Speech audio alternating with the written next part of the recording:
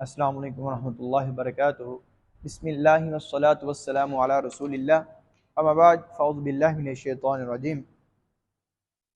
इन्नल्लज़ीना आमनू वल्लज़ीना हादू वन्नसारा वस्साबिईन मन आमन बिल्लाहि वल यौमिल आखिर।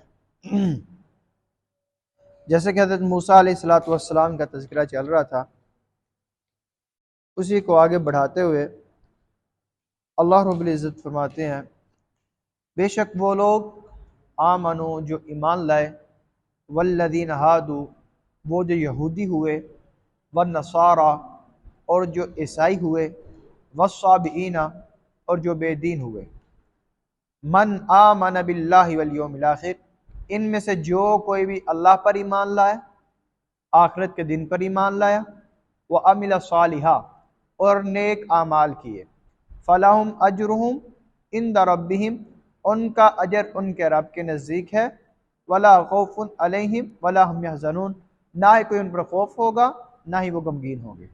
अब इस आयत की तफसीर की तरफ चलते हैं। जो ईमान वाले हैं और जो यहूदी हैं, यहूदियों का नाम, यहूदी कौन है? जो हज़रत मूसा के पैरोकार हैं। नसरानी जो ईसाई, ये हज़रत ईसा की जहाँ पैदाइश हुई थी उस इलाके का नाम था, इस वजह से हज़रत ईसा को भी नसरानी कहा जाने लगा, इसलिए हज़रत ईसा के पैरोकारों को नसरानी कहा जाता है, ईसाई कहा जाता है। और बेदीन कौन है? जो पहले दीन पर तो कायम थे लेकिन बाद में फिर चुके, सितारों की परस्तिश करने लग गए, चांद की, फरिश्तों की, जिन्नों की, और इस एतबार से वो हर एक दीन से फिर गए, इसलिए उन्हें बेदीन कहा गया। तो अल्लाह फरमाते हैं, चाहे वो ईमान वाले हों, यहूदी हों, ईसाई हो या बेदीन हो, इनमें से जो कोई भी अल्लाह पर ईमान लाता है, आखिरत के दिन पर ईमान लाता है, नेक अमाल करता है, तो इनका अजर इनके रब के पास लिखा हुआ है। अब इस बात को ज़हन नशीन रखिएगा कि जब नबी करीम सल्लल्लाहु अलैहि वसल्लम की शरीयत आ गई, जब उनको ये दीन मिल गया, कुरान मिल गया, उसके बाद ना किसी यहूदी के पास गुंजाइश है, ना किसी ईसाई के पास गुंजाइश है, ना ही किसी और मजहब के शख्स के पास ये गुंजाइश है कि वो किसी और को माने, चाहे वो अल्लाह को मानता हो, आखिरत के दिन को मानता हो। लेकिन जब मोहम्मद सल्लल्लाहु अलैहि वसल्लम इस दुनिया में तशरीफ ले आए हैं, इस दीन को कबूल करना उस पर फर्ज है।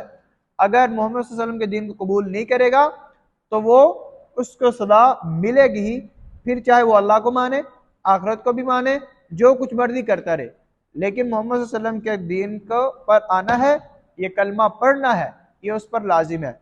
तो जो ये काम कर लेगा, अल्लाह फरमाते हैं वला खौफुन अलैहिम वला हम यहज़नून, उन पर कोई खौफ व गम नहीं होगा। अब कुछ मुफस्सिरीन लिखा है कि इसका ताल्लुक दुनिया से है, कुछ कहते हैं आखिरत से है। कहते हैं खौफ होता है आने वाली चीज का, कि कल क़यामत वाले दिन उसको ये खौफ नहीं होगा कि मेरे साथ आइंदा मामला क्या पेश आने वाला है, और गम इस एतबार से नहीं होगा दुनिया में क्या कुछ छोड़ के आ गया, अपने अमवाल, औलाद, जायदाद कुछ भी छोड़े, इस चीज का गम भी नहीं होगा।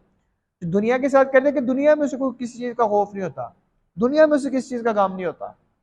इसलिए हकीकी दिल से अल्लाह पर ईमान और आखिरत के दिन पर ईमान हमारा होना चाहिए। आगे फरमाया वतअख़ज़ना मीसाक़कुम, और जब हमने तुमसे पुख्ता वादा लिया, व रफ़अना फ़ौक़कुम तुर, और हमने तुम्हारे ऊपर तूर पहाड़ को बुलंद किया। अब हज़रत मूसा उनकी कौम से ये वादा लिया गया कि तुमने इस किताब पर अमल पैरा होना है, इस पर अमल करना है। तो वो फिर फिरने लगे थे, मान नहीं थे, तो अल्लाह ताला ने साहिबान की तरह उन पर तूर पहाड़ को बुलंद किया, तो डर कर उन्होंने अमल शुरू कर लिया उस वादे पे आगे। अल्लाह ने फरमाया तो खुदू मा आतैनाकुम बिक़ुव्वा, तुम पकड़ो जो हमने तुम्हें दिया, बिक़ुव्वत मजबूती के साथ। क्या दिया था? वो तुरात, किताब दी थी। वज़कुरू मा फीही, और नसीहत हासिल को याद करो जिसमें है, लअल्लकुम तत्तकून, ताकि तुम परहेजगार, डरने वाले बन जाओ। फिर जब ये मुआहिदा तय पाया, तुम तवल्लैतुम मिन बाद ज़ालिक, फिर वो अपने इस वादे से बाद में फिर गए, बदल गए। फलौला फज़लुल्लाहि, अल्लाह फरमाते अगर अल्लाह का फजल ना होता ना अलैकुम, तुम पर, व रहमत, उसकी रहमत भी ना होती, लकुंतुम मिनल खासिरीन, तो तुम जरूर नुकसान उठाने वालों में से हो जाना था। ये अल्लाह की फजल, अल्लाह का फजल, अल्लाह की रहमत थी जिसकी वजह से तुम बच गए हो। आगे फरमाया वलक़द अलिमतुमुल लज़ीना, तुम्हें तो उन लोग को पता है, उन लोग को भी तुम जानते हो, इतदौ, जिन्होंने ज्यादती की थी, मिनकुम, तुम में से, फिर सब्ती, हफ्ते वाले दिन। क्या ज्यादती थी? कि अल्लाह ताला ने फरमाया था कि हफ्ते वाले दिन में किसी किस्म का कारोबार नहीं करना, कोई तिजारत नहीं करनी।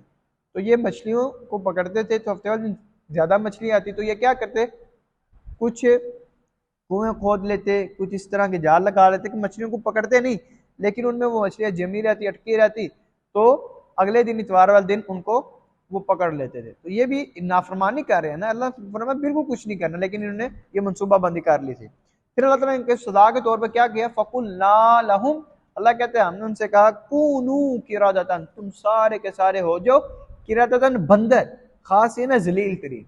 ये अल्लाह ताला ने उनको पनिश दी थी, उन्होंने अल्लाह के हुक्म की नाफरमानी की।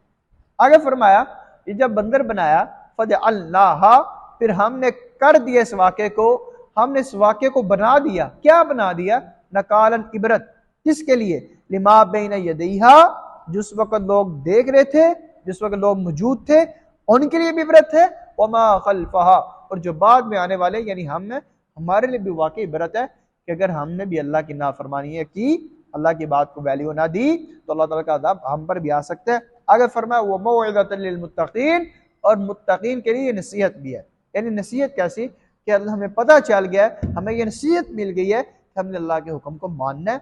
अगर हम इससे रूगर्दानी करेंगे, अगर हम इसके खिलाफ चलेंगे, तो इसके अपोजिट रास्ता जिसका हम चुनाव करेंगे तो उसका हमें नुकसान उठाना पड़ेगा। जिस तरह उनको नुकसान उठाना पड़ा, जिस तरह उनको ये सज़ा भुगतनी पड़ी, हम पर भी ये सज़ा आ सकती है। अल्लाह से दुआ है अल्लाह रब्बुल इज़्ज़त हमें सही मानों में अपने दीन हनीफ पर चलने की तौफीक अता फरमाए, और हमें सही मानों में कुरान और हदीस को समझने की और इस पर अमल पैरा होने की तौफीक अता फरमाए। वमा तौफीक़ी इल्ला बिल्लाह, अलैहि तवक्कलतु व इलैहि उनीब।